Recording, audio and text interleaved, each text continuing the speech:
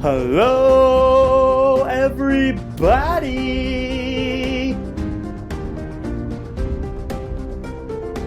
Turn this up in my headphones, Charles.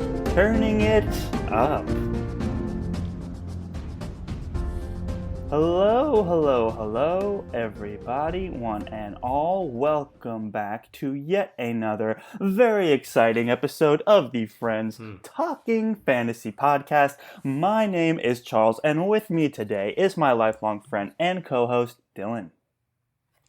I'm ready to talk some fantasy with my friend, Charles. I am ready to talk some fantasy with my friend as well, Dylan, and not just any fantasy today, because today is a very special day over here on the Friends Talking Fantasy Podcast, because we get to talk about Joe Abercrombie yet again. Our buddy read of this series continues to move. We are moving quickly. We're wrapping up Sharp Ends today, the short story collection from the First Law universe. We are going to be talking about the last few holdouts there before we get into the Age of Madness. Yeah, Charles, and I just can't wait to talk some more Sharp Ends with you. I hope folks have listened to that first part if they want to hear the first half or so of the short stories in this awesome Joe Abercrombie, I don't know if I should call it novel, collection of short stories.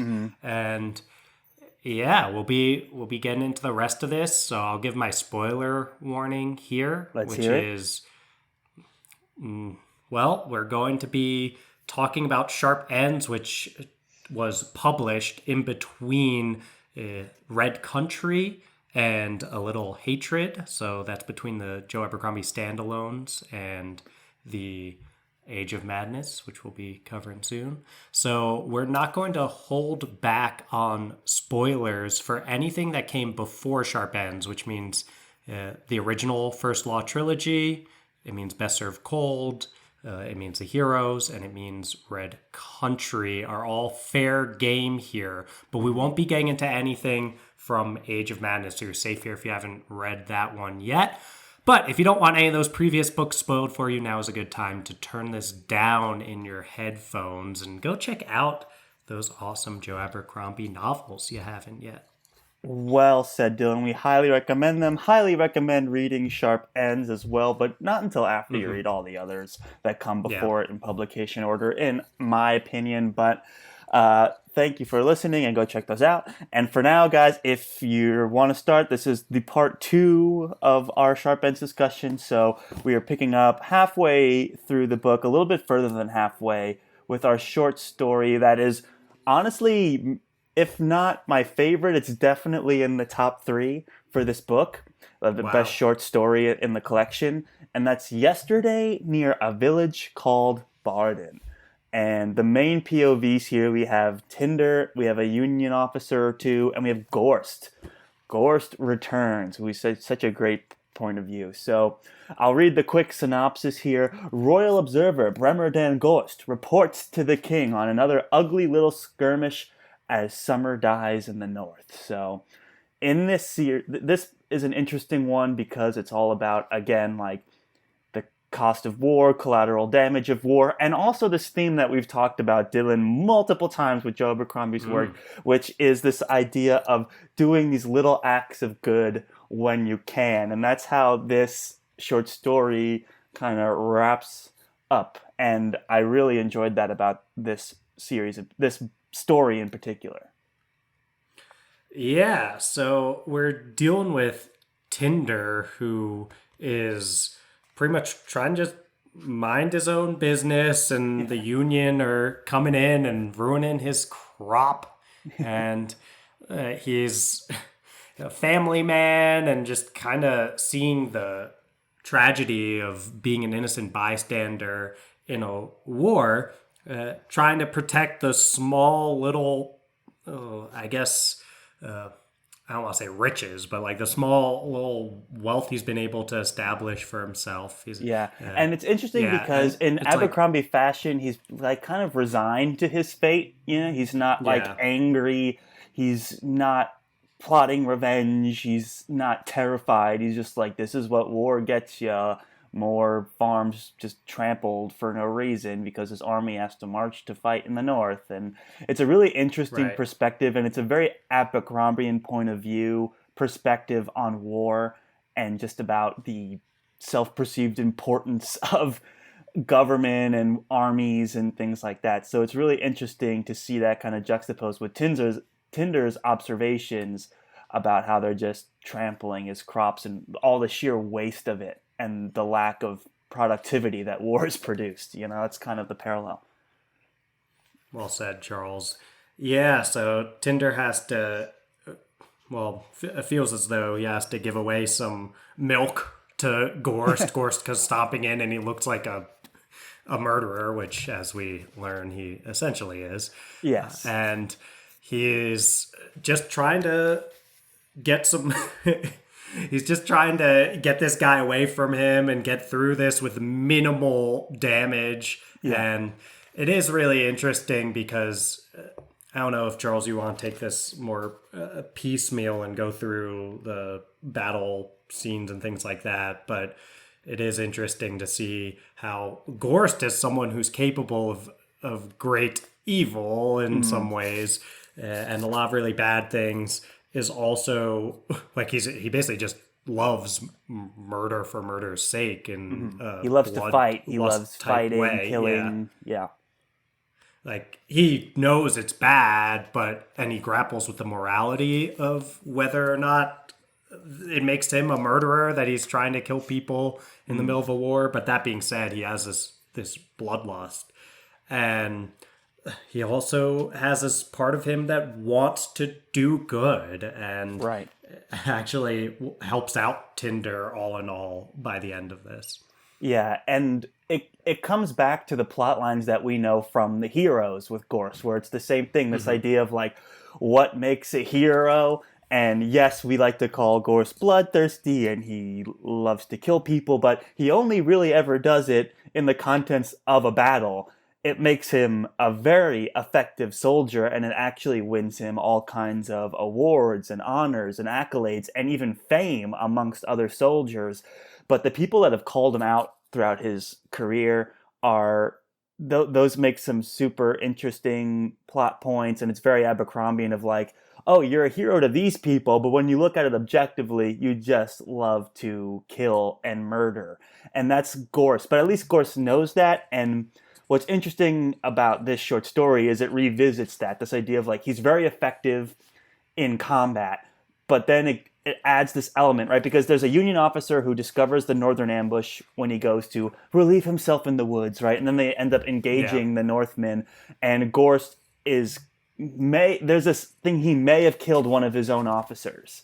I don't know if it's almost definitely. I think he almost it's not definitely explicitly does. said, but it's like just the heavily way it's implied. Yeah, it's heavily implied that Gorst killed one of his own officers just in the crossfire, like not intentionally, but just like he's swinging his sword around. He doesn't care who's around him, and he's a very efficient killing machine.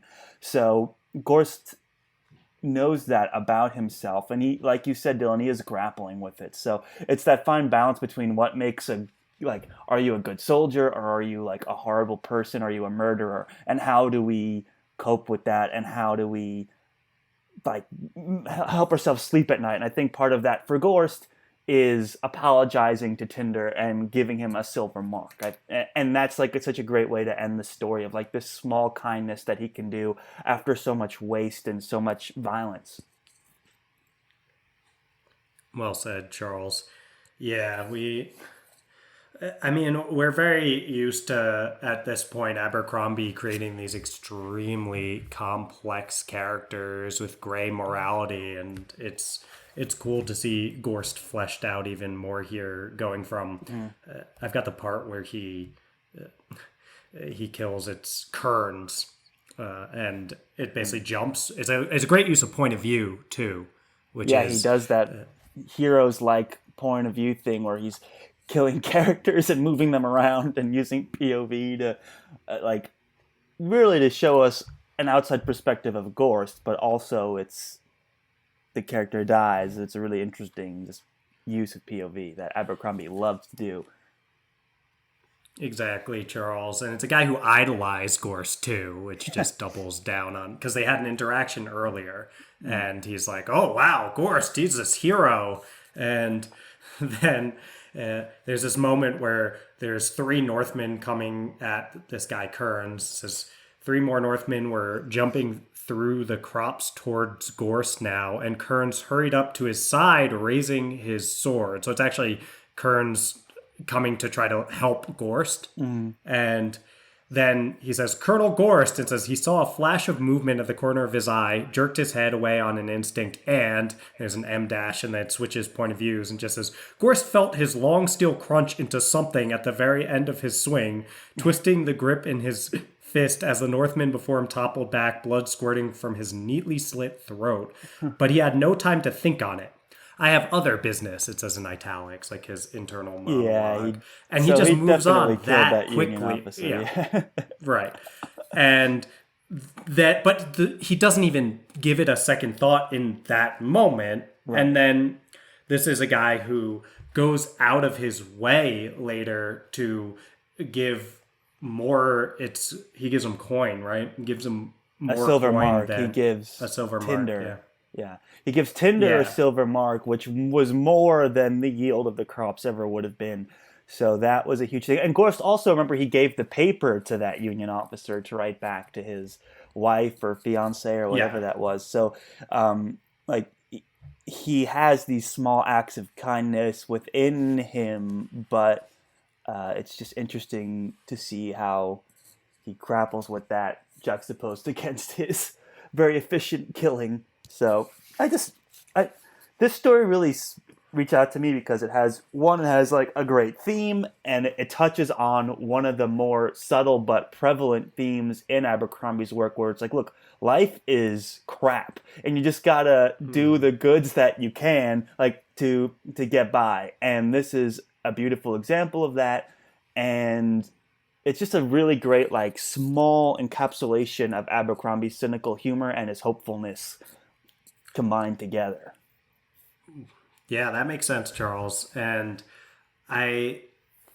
thinking of it from Tinder's perspective, since the story starts and ends with Tinder, we can say it's probably more Tinder's story than anyone. Yeah. And it's, in that lens, it almost becomes a statement on the almost absurdity of war. In some ways, in the middle of this, you see innocent people getting killed. You see moments that just are completely ludicrous playing out. Your life's work getting trampled on for almost no reason as an afterthought.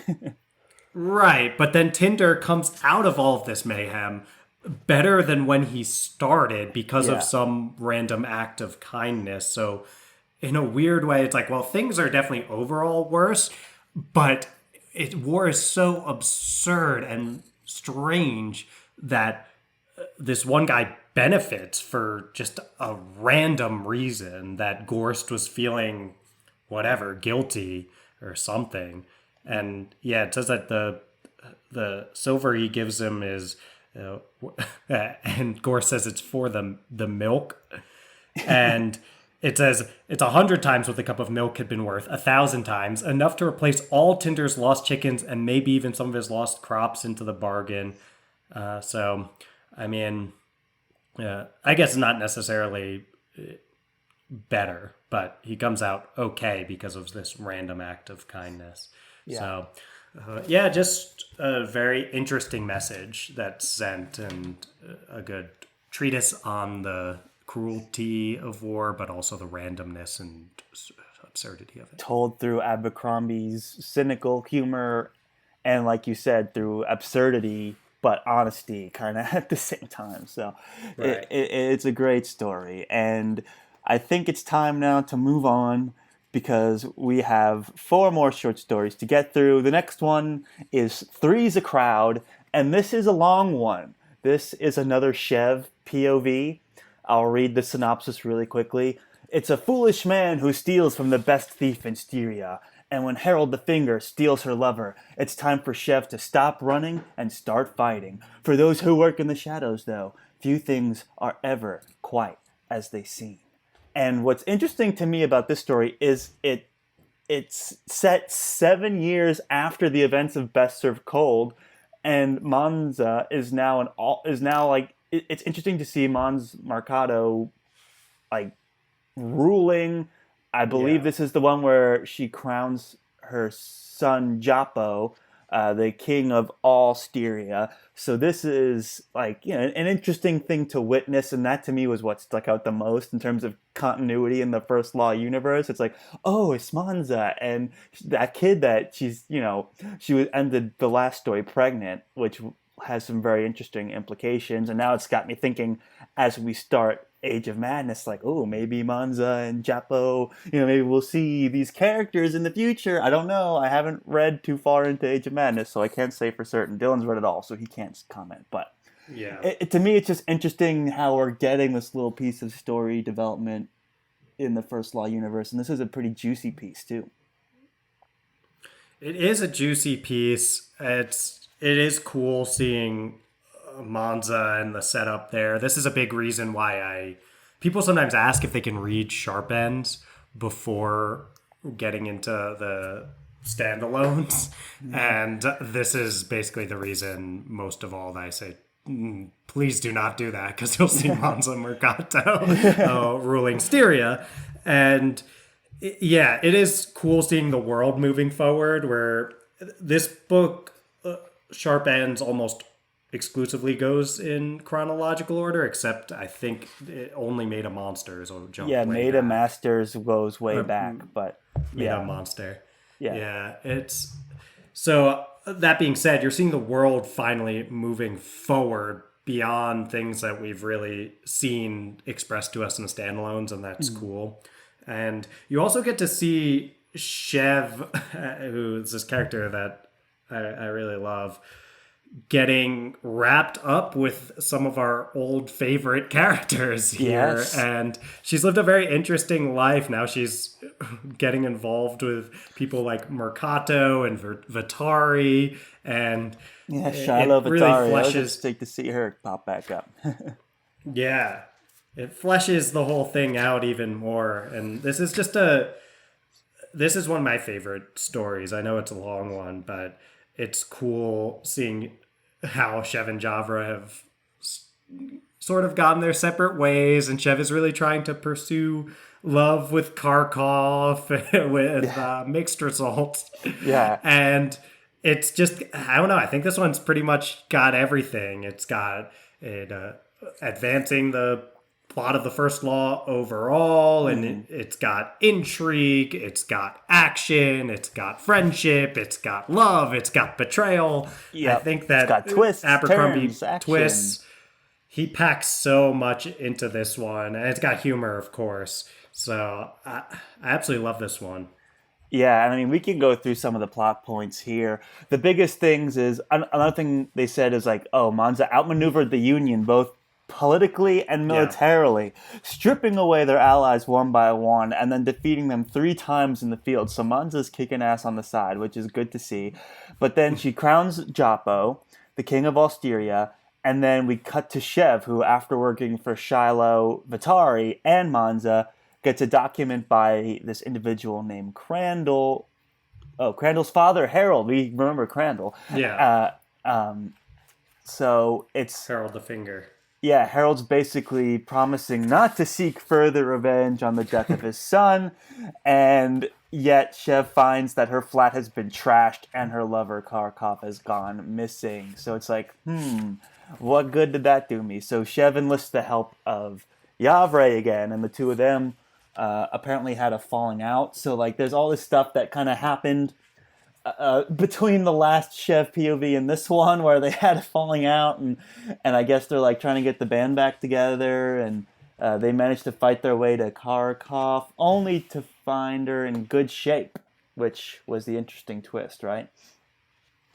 Yeah, that she basically had been friends with Harold and had Horold, I mean, and had been a part of orchestrating this whole thing where she faked her own kidnapping because she knew that Chev would get Javra and pursue her and try to save her. And after everything that Chev has been putting into her relationship with Kharkov, she ends up just a pawn in the scheme, which is to get Javra basically captured.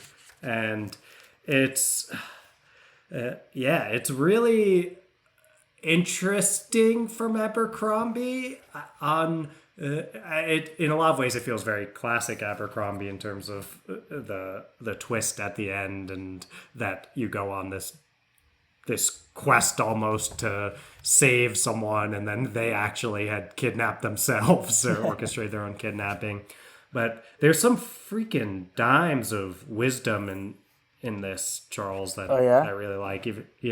There's one of my favorite quotes, even though it doesn't turn out super well for Chev, about trust.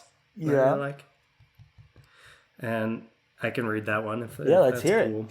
I'm always down to hear Abercrombie quotes. Like, all these short stories are just full of gems here. So I'm curious to see which ones you've cherry picked for us. So this one I like. If you want to be a fine new person with a fine new life, you've got to put the person you were behind you, like a snake sheds its skin. You've got to stop picking through your hoard of hurts and grievances like a miser through his coins, set them down, and allow yourself to go free. You've got to forgive, and you've got to trust, not because anyone else deserves it, but because you do. Which I think is just a really interesting idea about trust. I don't know what it says that Chev trusts the wrong person with Kharkov, but she eventually learns to trust the right person in Javra, who's always been there for her and always stuck by her side. So I've thought that quote is just, it's interesting because you don't usually think of trust as being something you do for yourself. You think of it as something that you like give someone else, but it's kind of this idea of whether it's love or friendship, which she tried love with Kharkov and didn't really work, but now she's trying friendship with Javra again, and hopefully that does work. You get this this kind of like really interesting insight into the idea of doing it for you because you deserve love or you deserve friendship. And Abercrombie gets a lot of credit for his humor, for his dark stuff, for his amazing psychological depictions of characters, but I think sometimes we sleep on his like wisdom with his quotes. That's well said, Dylan, and that's a great quote. And it's like you said, the idea of trusting someone else, like for your own benefit, of like, hey, like I believe in myself. I'm a person worthy of trusting others. It's an interesting way to perceive trust, and it's true in a way. And as much as Abercrombie loves to take cynical approaches to things and point out absurdities in things, he also touches on some really noble truths sometimes. And I think the idea of finding self-worth through trusting others is a really interesting theme. And whether that other person ends up being worthy of your trust or not is a totally different conversation. But I do think it's like you said, Dylan, ultimately she does find like a great relationship, maybe not romantic, but at least a very strong friendship, a supporting person in her life in Yavre. So like that to me is ultimately still a hopeful message. I don't think he was being particularly scathing when he said that, because sometimes he does like to have characters have revelations that are in actuality kind of misguided, but I don't think that's the case this time. I think this time Abercrombie's being very genuine. Yeah, he has her kind of repeat it. It comes up twice. It comes up again at the end, and I think the way I read it was the second time she was getting ready to trust Kharkov again, but then it had just been too much when she stumbles on this letter that kind of fleshes out all the details of it. And then I think she transfers that more to Javra. So I read it as a hopeful message as well. And I think it's part of Abercrombie's evolution as an author that he's moved away from these straightforward, grimdark ways of of viewing humanity and things like trust. Right. It's He's like actually Grimdark saying it's 2.0, where it's still grim. Like, right. she gets betrayed by her girlfriend, but uh, she still walks away hopeful and confident and able to forge new, meaningful relationships based off of what happened with her betrayal. Right. So, like, it doesn't shake her resolve. So, while it's still being very grim and very dark and twisty and turny and all of that, and like you said, this idea of the captive planning their own kidnapping to betray their partner to settle a debt, it is very grim dark for sure, but then this ending on a hopeful note and this like self-discovery portion of it,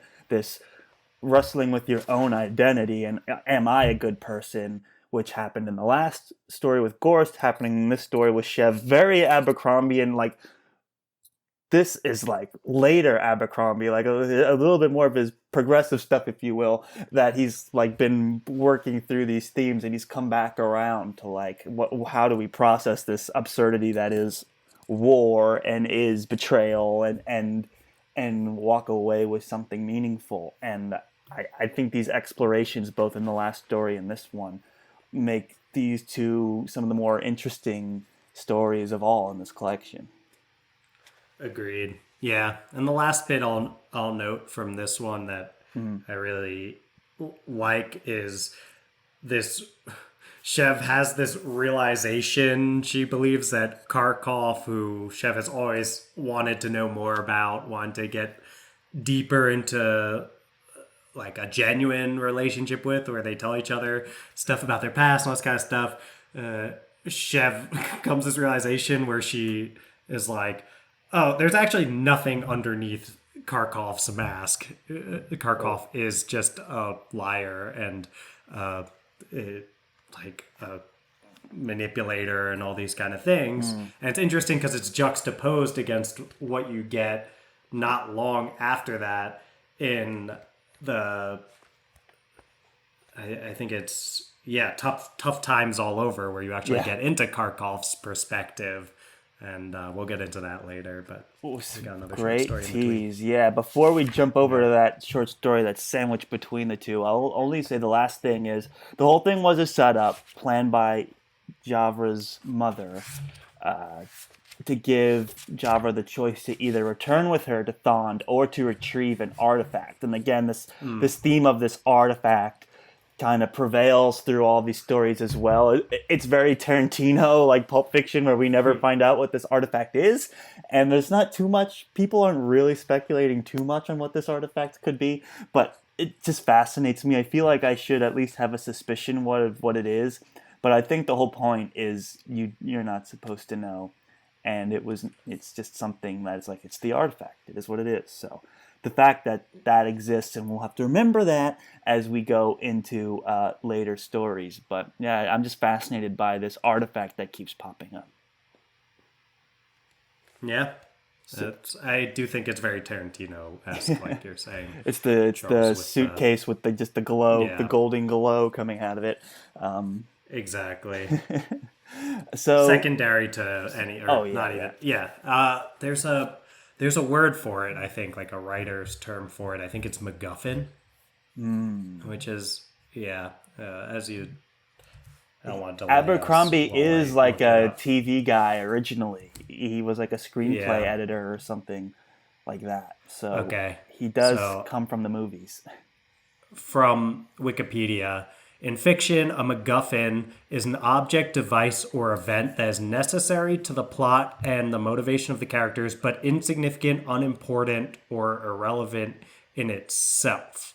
So, from a writing perspective. Yeah, and just to to show what it is would only be distracting. So, to hide it only builds up its mythology, its mythos, and doesn't detract from the story. So, yeah, it's good. So, just something that just want to mention that continues to come up and will again play an important role in that Tough Times All Over story that we're talking about. But before we get there, we cannot skip Freedom, the next short story. And this one is incredible. I mean, Dylan, you said for the last short story, like, people shouldn't read this one before the short stories. I would say this one, like, to read this before reading the heroes, it would make no sense. I mean, you would read it and be like, You mean Red Country? Red Country, right. You would read this and be like, okay, that's like a weird thing to put in here, but it takes a whole nother meaning after reading Red Country, because we know, again, so to remind people about the short story Freedom, this main POV is Swarbrick, which, if for all you audiobook people out there, was narrated by Joe Abercrombie himself. Right. And then Nicomo Casca makes a little appearance at the end, and the brief description is being an absolutely true account of the liberation of the town of Averstock from the grip of the incorrigible rebel menace by the famous Nicomo Casca. And we all know by absolutely true account, we mean absolutely baloney. I got such a kick out of, I was listening to the audiobook, so I got such a kick out of Abercrombie just committing to this account of the liberation of Averstock. All you Red Country readers out there remember that this was a totally botched like negotiation that resulted in Casca's own men being killed, and they just killed all these people for no reason. They were kind of a meager force that they just overpowered, and yeah, it caused Tully to defect when he saw Casca commit this, not atrocity, but commit this act of violence that was kind of unnecessary and gratuitous on this town of Averstock. So we know that account because we got that perspective, the POVs from Casca and Tully and all that. And now we're getting Swarbrick's actual journal entry, because we know Swarbrick was writing this whole time Casca's story, right. And this is like a page from the book, and it's so funny. And Dylan, you had made the observation last time that Swarbrick was kind of an extension of Abercrombie, and like the act of Swarbrick killing Casca was kind of signaling the end of a time. And to have Abercrombie now voice Swarbrick also, right. It almost like cements that comparison. It does feel that way, yeah. And it's very interesting to, I've both read this one and heard the audiobook version, and I want to recommend the audiobook version for this, just to hear Abercrombie so go good. All in on it. It's interesting because the way I think of this story is Abercrombie giving himself full, uncynical license to almost satirize the like epic writing nature of some of these other fantasy novels we've perhaps read, where it's like the heroes are so unbelievably epic and paragons of moral virtue. And I think Abercrombie is just he seems like too like snarky a guy to write that with a straight face. Oh yeah. But he's given himself license to by making it a story that is all about a person who's overinflate, like forcing a writer to overinflate his ego and his legend and all this stuff. And it's hilarious. Just it's some of Abercrombie's prose in here. It totally changes. And I've seen Abercrombie's like do bookshelf tours and things like that. He has a lot of like nonfiction history books and journals and things like that. So I remember way back when I first read the original First Law trilogy, I'm like, here's a man that read like Lord of the Rings or maybe read some of these journals and was like, these guys are full of crap. There's no way people would act like this in these situations, right? So he went and subverted all of it in the First Law trilogy. And now I feel like here we are all these years later, and he's come full circle to where he's now satirizing them by embracing it so closely and just 100% committing. Nowhere in this short story does it ever imply that this is a satire or that it's the wrong account or anything. It has Casca sneak in notes at the end, which is funny. and may give you a clue, but if you had never read Red Country, you would have know who Nikimo Kasuga is. Like, if you know who Nikimo Kasuga is, you're like, no one's describing him as a hero and being serious. So, but if you didn't know that, you just read it. It's a committed account of these heroic acts of this true hero. And the fact that he adopted that, like, you could tell he had such an understanding of it. I don't think he'd be able to, like, subvert it and satirize it as much as he has throughout the First Law universe if he didn't have such an intimate understanding of it. And now here it is, like, in full light. He's just kind of showcasing how baloney sometimes history it can be when written by the victors, you know? So I was just tickled silly by this whole thing. And to hear Abercrombie commit to it and give a performance as well just added to the joy that I was feeling during this one. Yeah, well said. It's like, Charles. it pains me, dear readers, to tell you that Kasuga gave it his all, but these savages just wouldn't listen. You know, it's stuff like that. It's like he had no choice, and then in a brave moment of glory, and then it shows Kasuga being like, we'll divide the gold evenly and give some to the families. It's like, you know, Kasuga didn't do any of that. So it's just so funny to see this rosy colored tint on a stained part of history in the First Law universe. Well said. Yeah, I've grabbed a couple excerpts from this one, and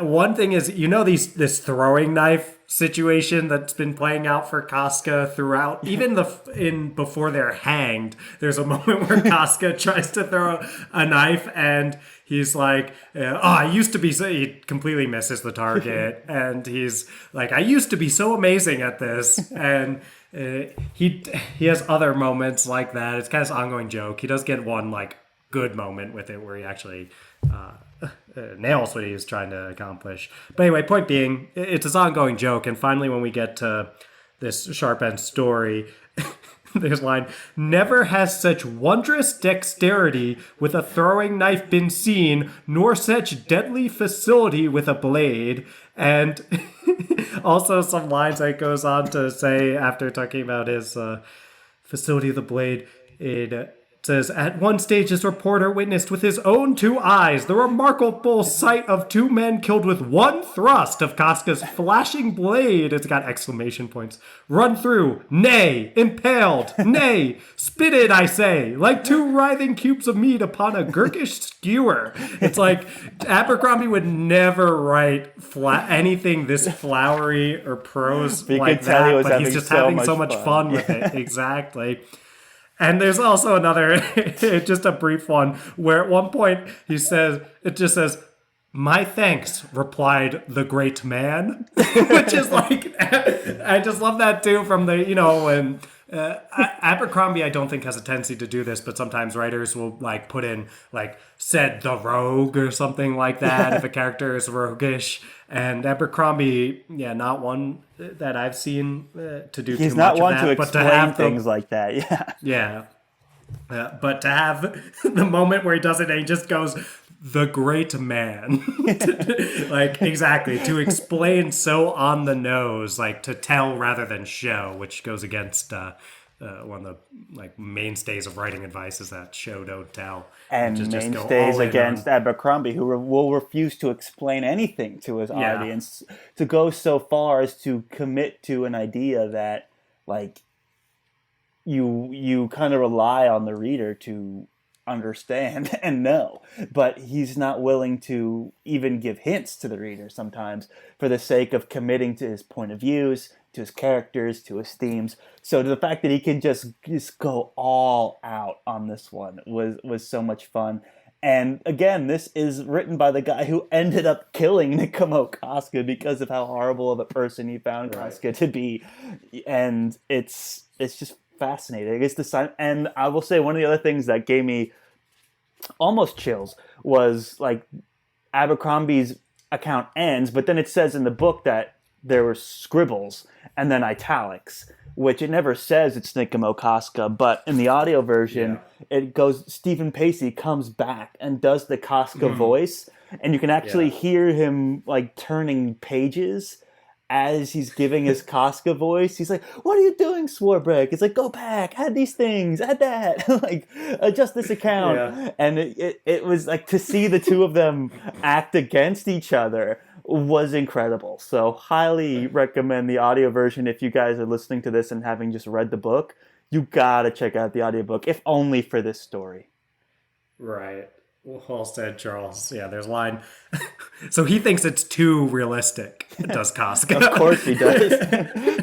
He says, I'm all for realism in its place, report the facts and so forth, but you can't expect to make the readers gasp with this manner of understatement. What an amazing character. And, after his death in Red Country, it's great to get a little bit more Casca. Yeah, to see him come back. Yeah, R.I.P. Casca, because that's another thing. Hearing his voice come back from the dead, too. It's just,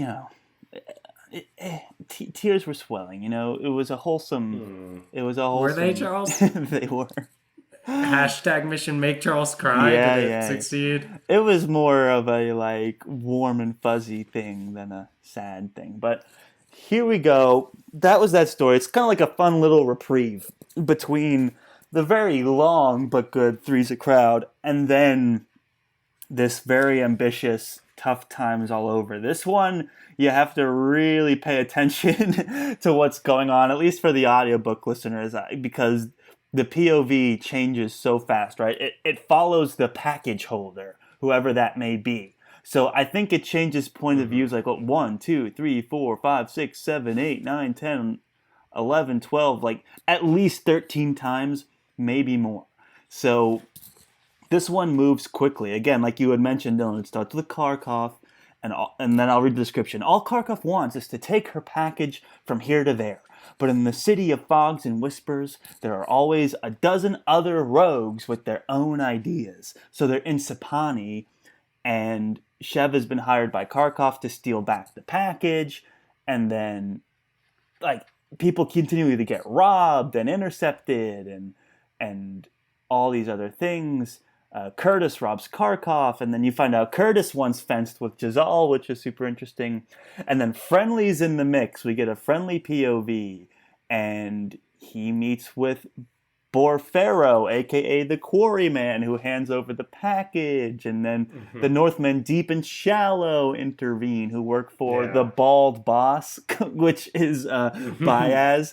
Who might that be, Charles? The Bald Boss, right? So the Bald Boss has a stake in getting this package. That's when you know the craziness is going to ensue. Who's robbed by Kaim, K-A-K-I-A, Kiam, who then passes... I love that point of view, by the way. Yeah, they're all good. He packages the package to Hove, the fiddler, who passes it to Jarvie, who passes it to Sifkis, who passes it to Old Green, who hands it to Fallow.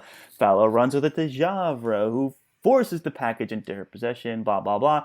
It's like this never-ending thing, and it's like you were talking about rogues before. It's this roguish nature turned up to the nth degree, and everyone's robbing each other and handing things off against each other and fighting each other, killing each other.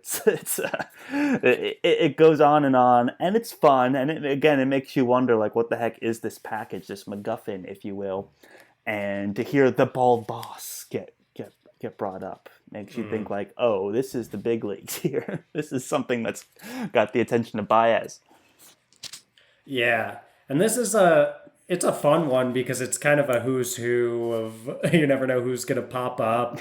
People from all sorts of all sorts of previous books and stories, and you get some point of views like Kharkov, who at this point you're probably kind of trying to get a sense of her deal. So that's an interesting one to get. And then some new faces.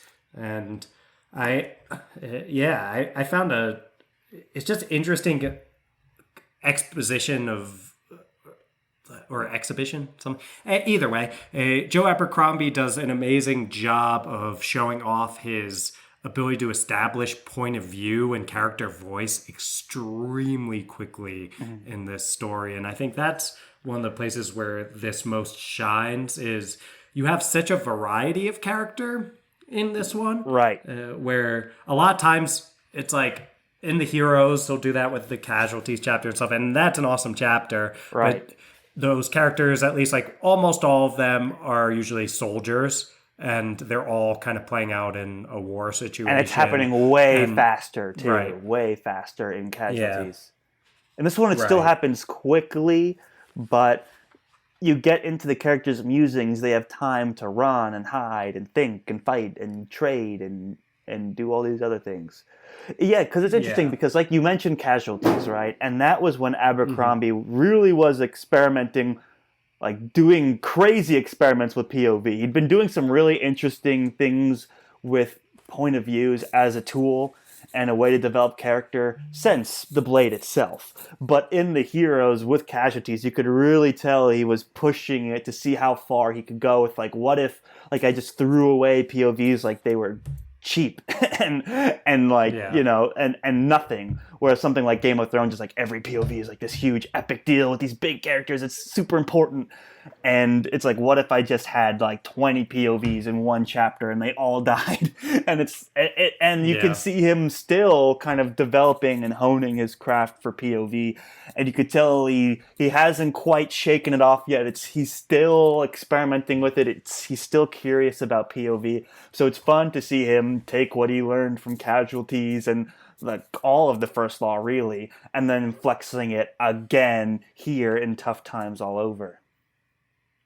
Well said, Charles. Yeah, and a few things I appreciate. I told you like that Kiam point of view, and she's this little thief. She's a small girl who's just trying to make her life in this really messed up city of Sapani. And there's a point where there's this line, and this is just, I mean, we literally only get like, what was it? Less than 2 pages, I think, with this character. And you're getting into her point of view of things like, a pleasure boat drifted past, all chatter and laughter and clinking of glass, people moving tall and lazy on board, strangest ghosts seen through that mist. And Kiam wondered what they'd done to deserve that life and what she'd done to deserve this. But there never were no easy answers to that question. And then she just got on the move again. And it's like such a like quick but well done, like getting into the head of a character that's in this city which has people with living this life of luxury right next to her, who's like a little girl who's had to grow up fast and has the observations of these almost philosophical musings she's had to face. And then we're just on to the next one. And Right. there's all sorts of like amazing things that come up when Abercrombie plays with point of view and gets to have so many different characters so quickly and just get you to the meat of what that character is about. Well said. Yeah, the fact that he's able to get us invested in these characters for the short time that we have them, to laugh at them, or to feel their loss when they're gone. It's, and also to just continue to establish a longer arc of this thing, and then the conflict between the two wizards, right? Because one of my favorite things is towards the end when Javra brings the package to Pombrine, who's talking about how they're working for Ishri, and he's like, go get Ishri. We have the thing. This is great. Like, I just did it all. And then Shev uses the gossamer thread to snatch the package right after he already sent for Ishri. So Pombrine's like, well, I'm dead. And then it implies this feud again between Baez, right, and what's his face, Baez and the guy from Khalul. Khalul, thank you. Yeah, Baez and Khalul. So the fact that they're at odds in the middle of this without even being there, it's their overarching, looming over this story is fascinating, and so yeah. I mean, anything else that stands out for Tough Times All Over before we get into the final story? No. I wanted to say a thing about Kharkov. There's a moment, if you're remembering how Shev was like, oh, there's nothing beneath Kharkov's mask, then there's a moment where it's in Kharkov's point of view toward the end, and we get this moment with Shev and Kharkov, and they're kind of flirting with each other.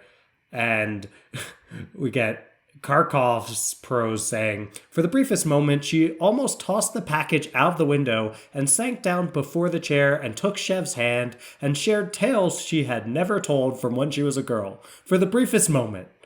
Then she was Karkov again, and she stepped smartly away and let Shev's foot clomp down on the boards. So we get to see this thing that we know Shev has just wanted so bad almost happen, and then it's like, no, not gonna happen. And it's just Abercrombie having fun with point of view again. Yeah. Yeah, it does exist. Like the thing Chef gave up on, that Karkov has this depth, does exist, but she's not probably ever going to see it. But it's only a glimmer of an idea, a suggestion, if you will. She's really kind of preoccupied with her own self-interest, it would seem. But she's trapped up in a thing with Baez and Kalul, so good luck with that. That brings us to the final short story in the collection, and one of the best, if not the best. Again, because I was saying, like, yesterday near a village, whatever, that was in my... the only reason I didn't say it was definitively my favorite is because Made a Monster also exists. Yeah. This story is so good, and... I'll read the quick synopsis. After years of bloodshed, the idealistic chieftain Bethod is desperate to bring peace to the north, and there's only one obstacle left: his own lunatic champion. This is Logan Ninefingers we're talking about, and wow. I mean, I get why he ended with this short story, even though chronologically it's the earliest one. And he starts with Glokta in the beginning, which was super interesting, this idea of a beautiful bastard.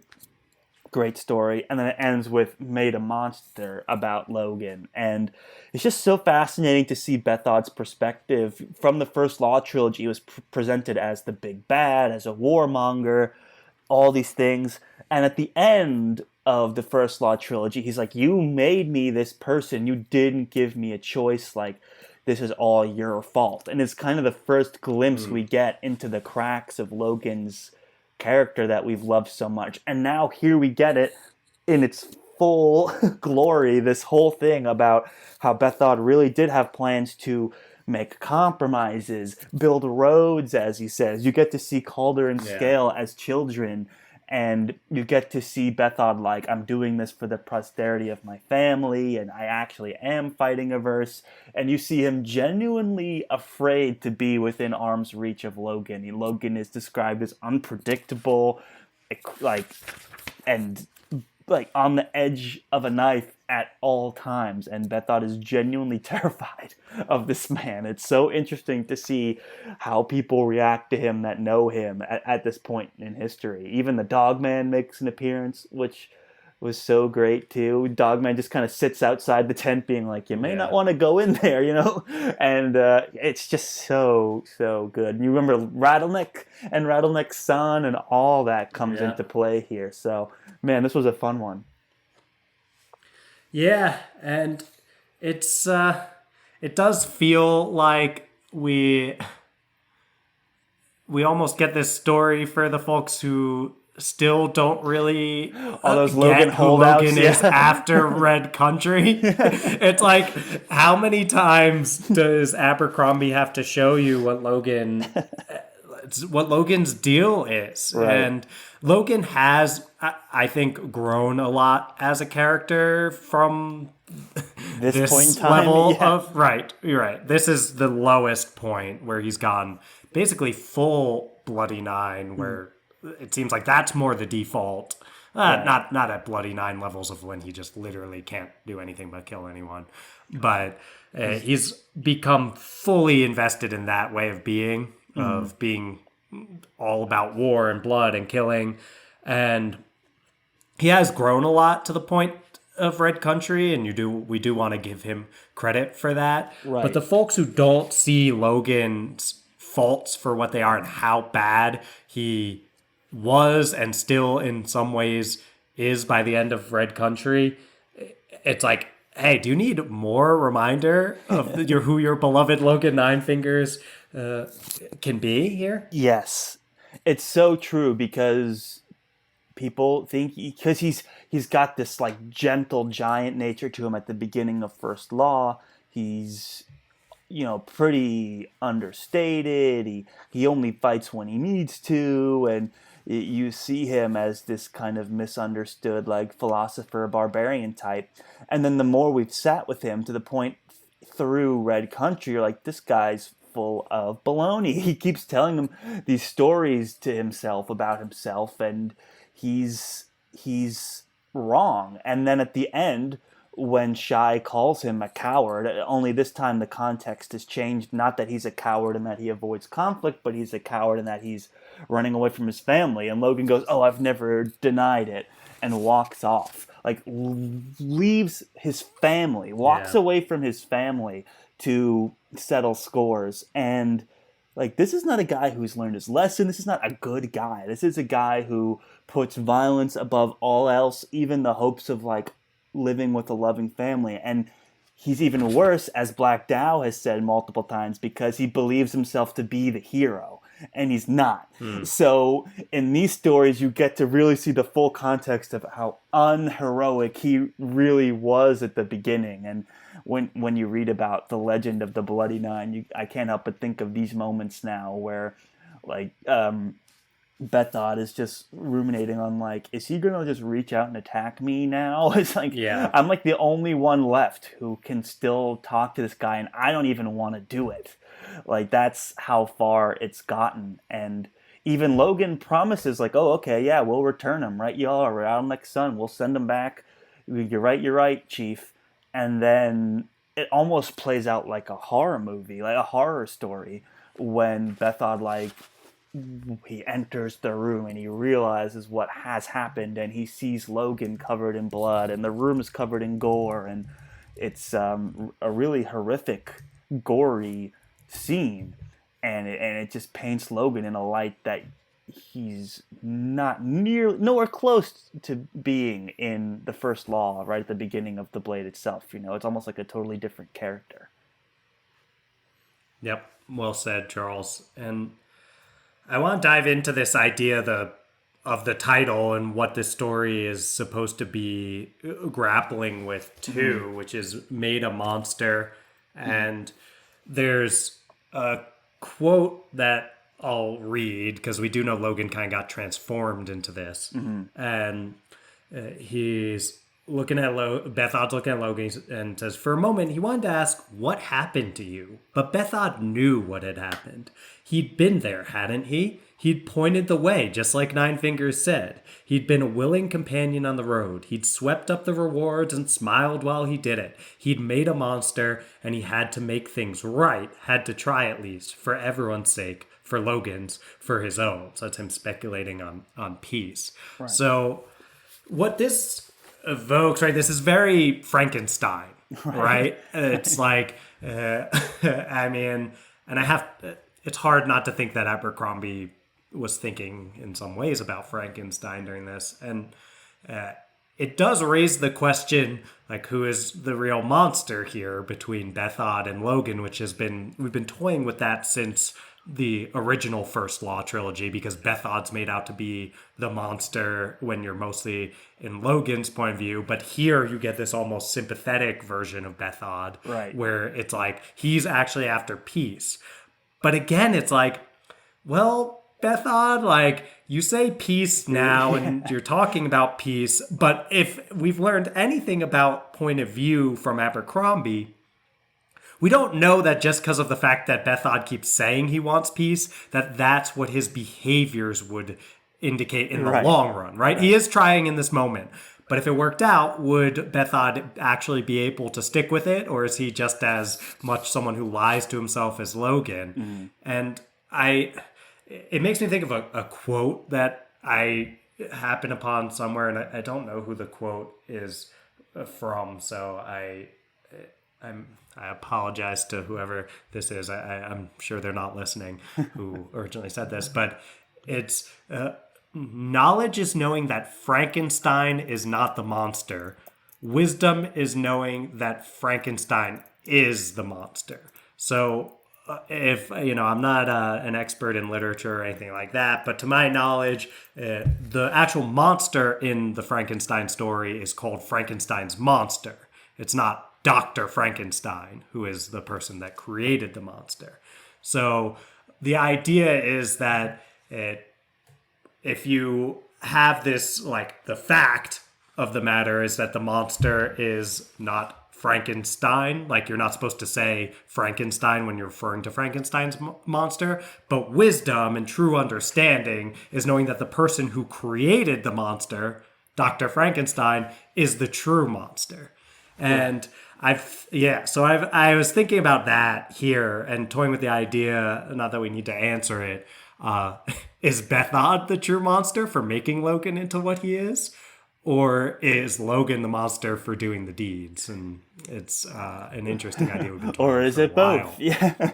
Both. It's sure. true because Bethod, obviously, he's like, I just want peace. Now that he's raided half the North, he wants peace. It's like, if you wanted peace, you maybe wouldn't have gone to war in the first place. So that's absolutely true, because this short story made me really invested in Bethod. I was like, this is such an interesting guy.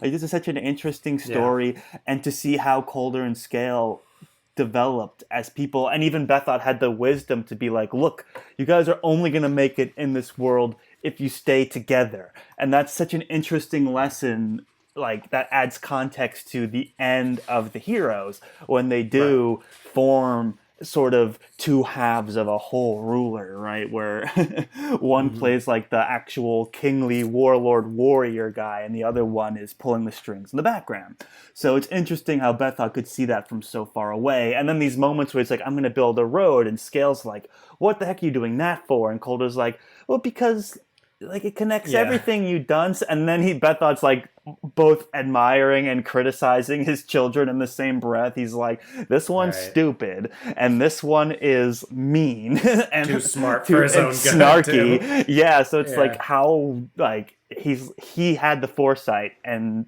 talking to his wife and being like, what are we gonna do? We had to make peace. Blah blah blah blah. It's like such a. It puts you through kind of like what Calder went through, and it's very similarly when he was talking to his wife and had a baby on the way and all that. So it's interesting. It's an interesting balance, and it just had me fascinated in Bethod as a character. I wish we had more of him in those moments. Yeah, me too. It does make you wish you could get more Bethod point of view. But leaving you wanting more, that is a good way to end a story and a good way to end a book, if you ask me. Yep.